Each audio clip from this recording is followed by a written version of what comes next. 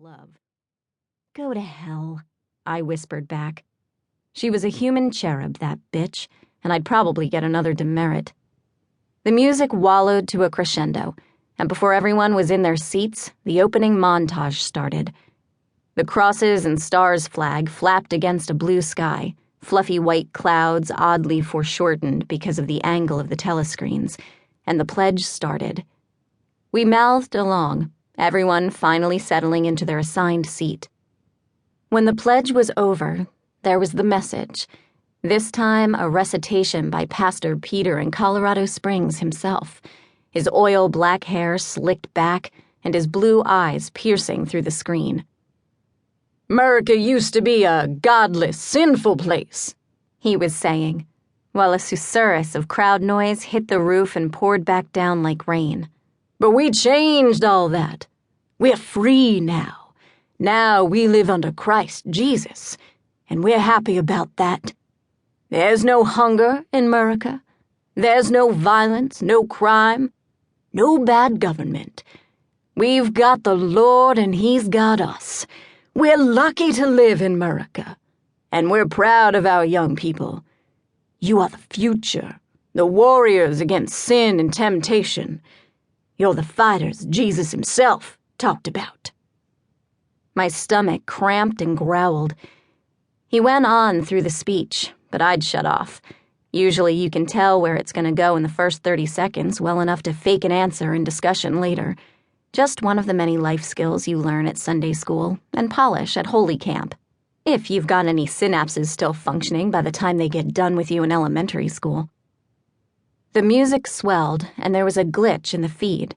For 30 whole seconds, the telescreen was dark, and the music kept twitching, a disc on skip.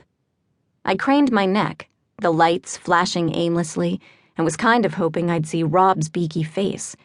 He had this weird way of looking just when I did. Either that or he was always watching me.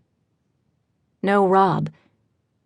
It ended up not mattering, because halfway through the sermon, while we were all swaying with our hands in the air and the ginormous pastor on the screens was mumbling along some endless prayer about feeling the grace, frog-faced Ms. Susan, a lay pastor, because women are always lay, in all senses, don't you know?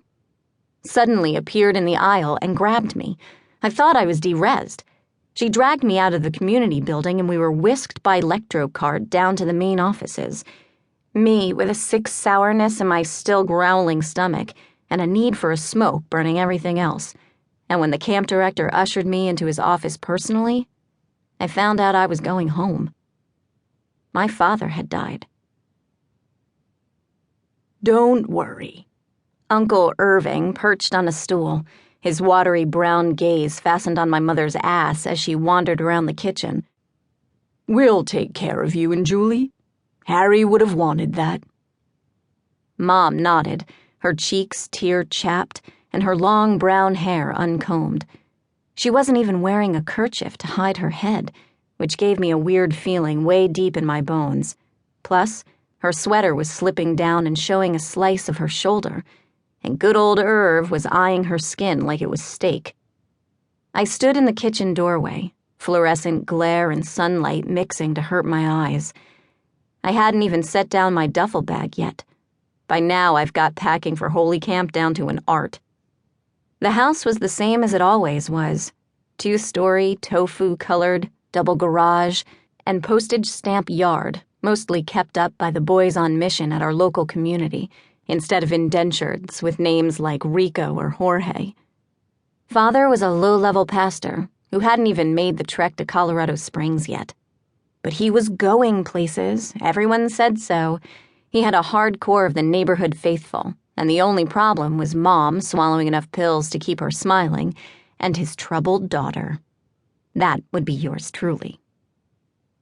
"Julie?" Irv slid off the stool. Long arms, long legs, pinchy knobbed fingers, and Dad's perpetually blushing cheeks, the turkey-skin neck of an older man, and a lipless mouth. That was Irv. He had cold coffee eyes instead of Father's yellow-brown pin-you-to-the-wall stare.